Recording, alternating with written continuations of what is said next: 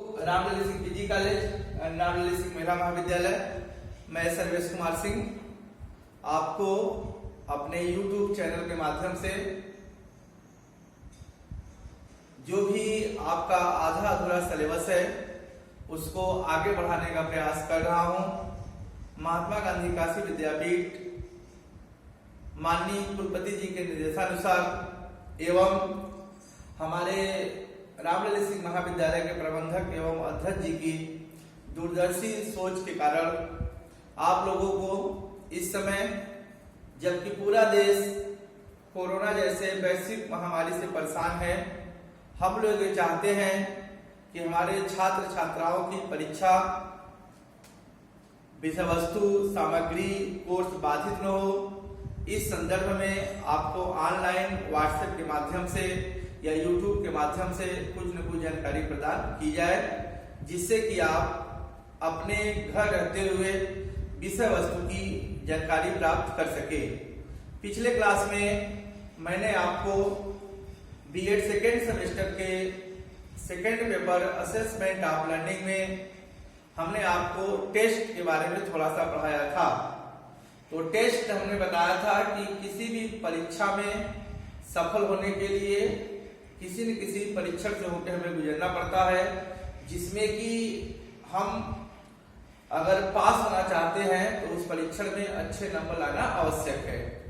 तो प्रिय छात्रों, हम आज इससे आगे का एक टॉपिक आपको संक्षिप्त बता रहे हैं और आप सभी लोगों को आशीर्वाद और हम कामना करते हैं कि आप जहां भी होंगे स्वस्थ होंगे और आपका परिवार भी सुरक्षित और स्वस्थ होगा। तो आज का एक इम्पॉर्टेंट टॉपिक है, हमने आपको व्हाट्सएप पे इसका नोट्स भी भेजा है।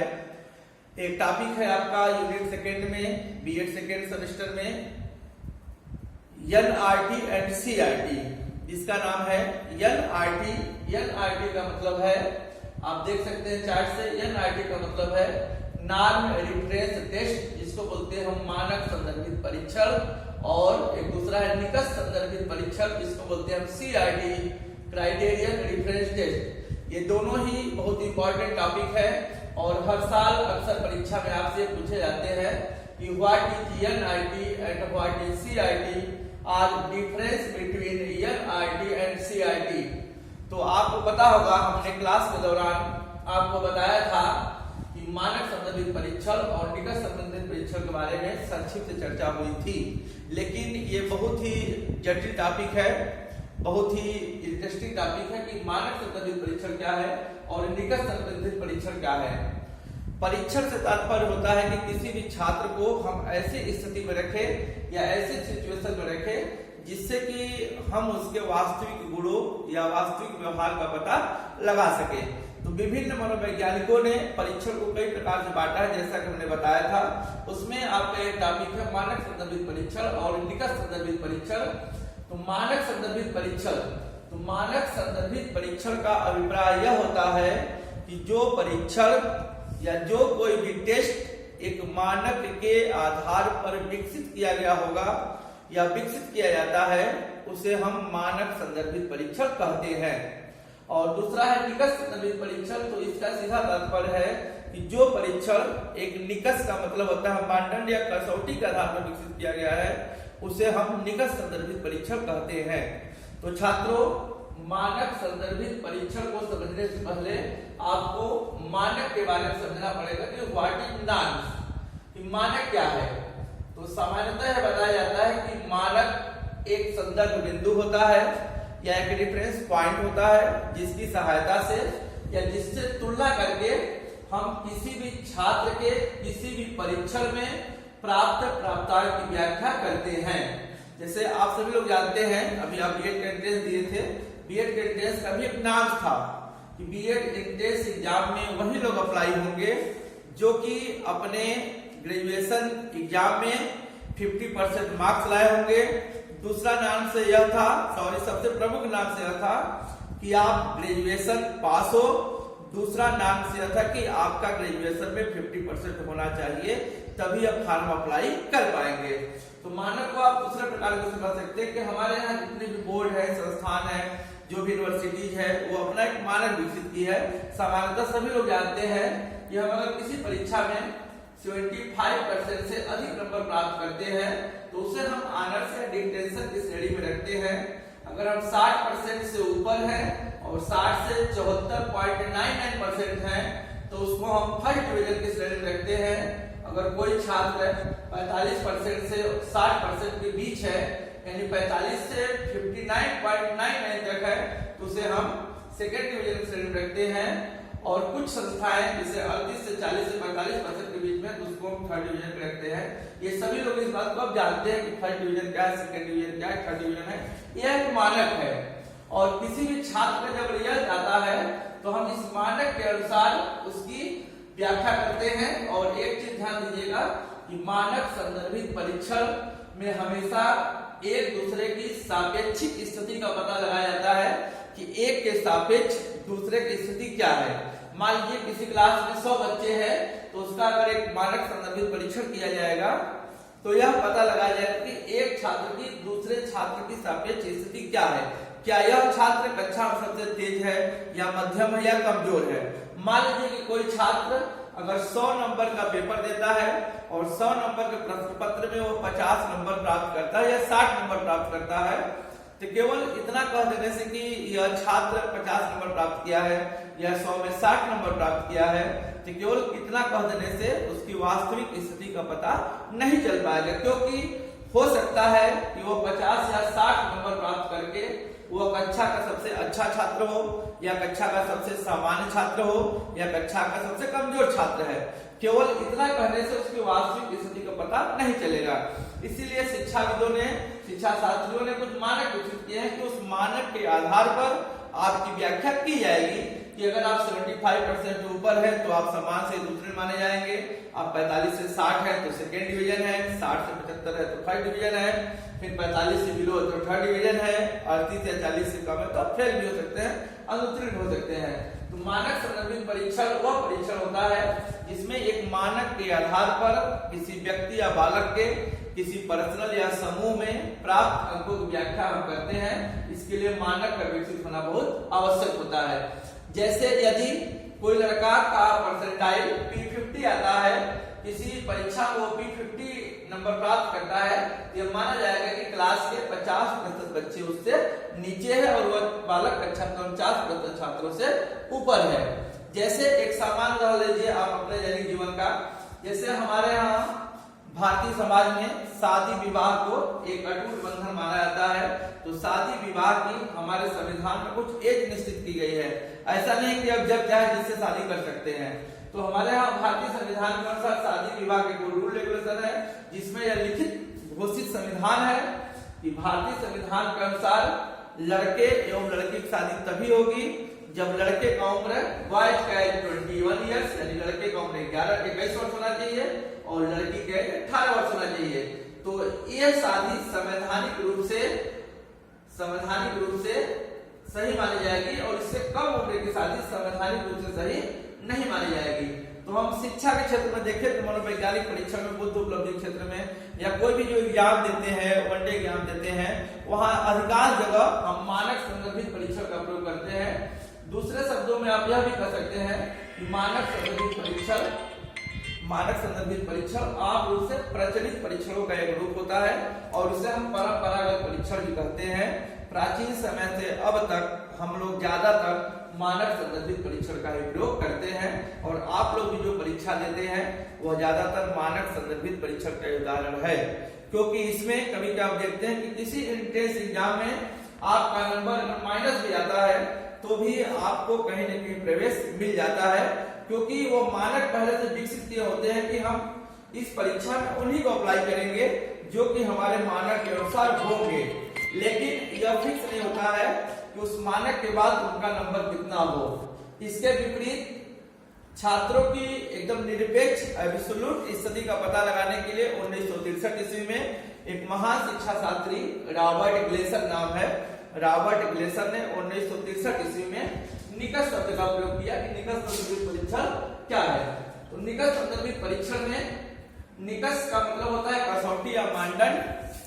निकष, कसौटी या मानदंड तीनों का हम प्रयोग करते हैं और अगर प्राचीन रूप में देखेंगे तो निकस या कसौटी एक प्रकार का पत्थर होता था जिस पर हम सोने की शुद्धता को परखते थे।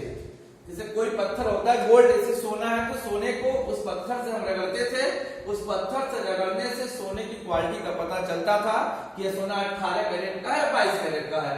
तो कसौटी मतलब निकस जो है प्रकार का पत्थर होता था, धातु होती थी जिस पर हम सोने को रगड़कर उसकी कसौटी को परखते थे कि वो सोना कितना शुद्ध है या हमारे मानदंड पे खड़ा है कि नहीं। तो निकस का मतलब क्राइटेरियन है और हम दो शब्दों का प्रयोग अपने जीवन में प्रयोग करते हैं, एक क्राइटेरियन, एक होता है क्राइटेरिया।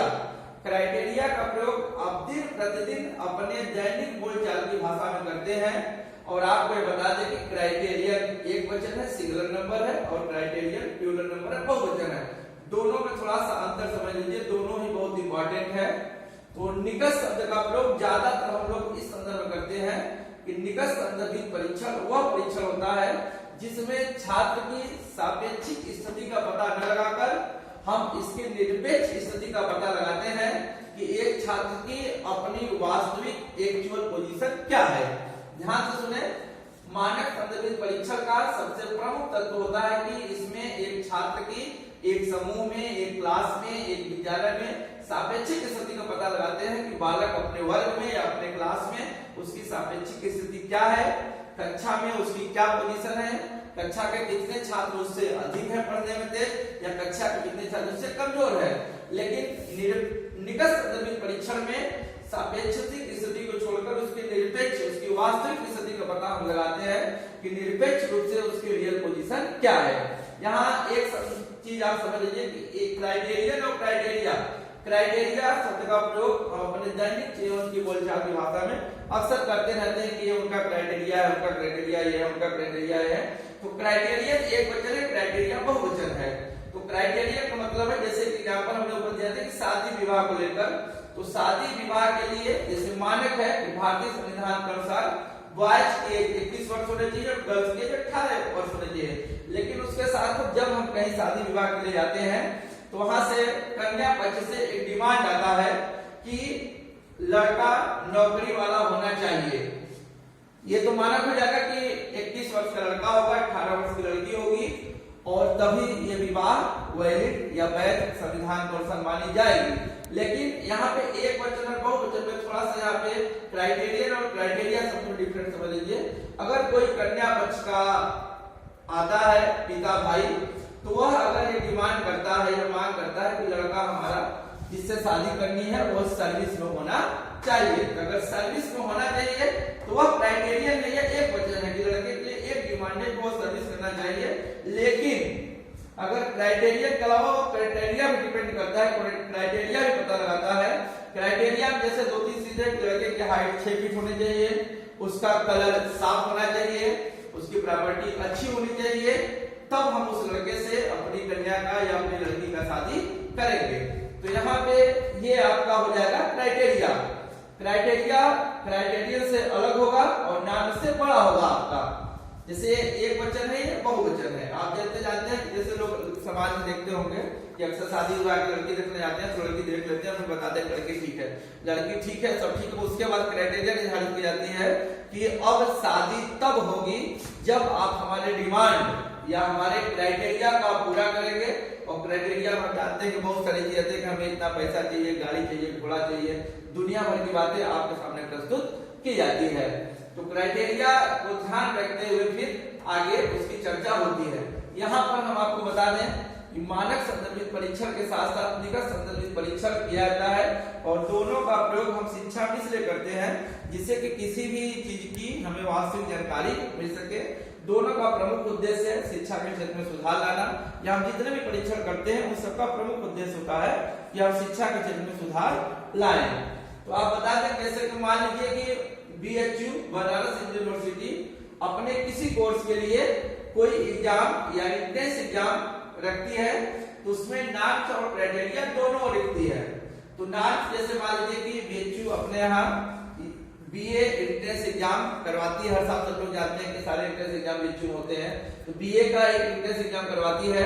तो एंट्रेंस एग्जाम में कंडीशन रखेगी कि हमारे यहाँ BHU BA प्रथम वर्ष में प्रवेश के लिए वही लोग फॉर्म अप्लाई करेंगे जो लोग की यूपी बोर्ड या अन्य किसी बोर्ड से इंटरमीडिएट की परीक्षा पास होंगे।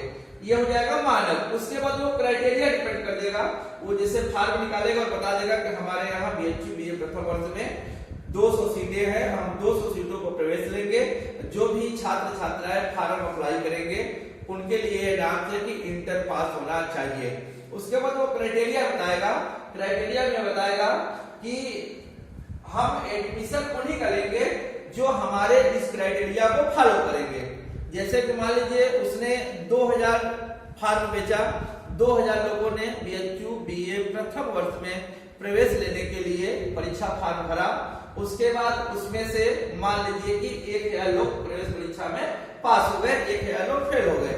तो जो 1000 लोग फेल हो गए तो बीएचयू क्या करेगा, या जो संस्था परीक्षा करवा रही है क्या करेगा, जब उसके पास लिमिट सिर्फ 200 है तो वो एक क्राइटेरिया बना देगा कि हम अपने यहाँ प्रवेश उन्हीं का लेंगे जो हमारे दिए गए एंट्रेंस एग्जाम में 75% से ऊपर नंबर प्राप्त किया है, हम उनका एडमिशन लेंगे, चाहे हमारी सीट खाली रहे चाहे हमारी सीट भरे। तो बीएचयू जो ज्ञान करवाए तो ज्ञान अनुशासन क्राइटेरिया बहुत आवश्यक है। और क्राइटेरिया का मतलब होता है निकष, और निकष का मतलब एक विशेष योग्यता है, और वो उन्हीं के प्रश्न होगी जो उसके क्राइटेरिया को फॉलो करेंगे। क्राइटेरिया से आप ये समझ सकते हैं साधारण कि क्राइटेरिया का मतलब एक निश्चित योग्यता होती है, जो उस योग्यता को या उस वांछित स्तर को फॉलो करेगा या उस लेवल तक पहुंचेगा, उसी का वहां पे प्रवेश होगा। एक और एग्जांपल आप समझ लीजिए, जैसे हमने बताया था अगर कोई भी छात्र किसी परीक्षा में 100 नंबर की परीक्षा में 50 नंबर प्राप्त करता है तो माना जाएगा कि उसके कक्षा के 50 से नीचे है।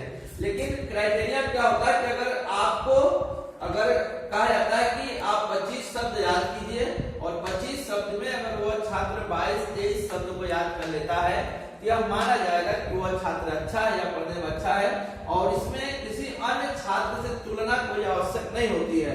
हम आपको बता दिया कि मानक संदर्भित परीक्षण में उसकी सापेक्षिक स्थिति का पता लगाया जाता है, लेकिन निकट संदर्भित परीक्षण में उसकी पर्सनल एब्सोल्यूट जो पोजीशन होगी हम उसका पता लगाते हैं कि अगर 25 शब्द की कोई पूछा जाता है या 25 शब्द उसको लिखने के लिए कहा जाता है, अगर वो 22-23 शब्द में लिखता है तो ये माना जाएगा कि उस छात्र की स्थिति सही है और दूसरे से उसकी तुलना कोई आवश्यक नहीं होती है।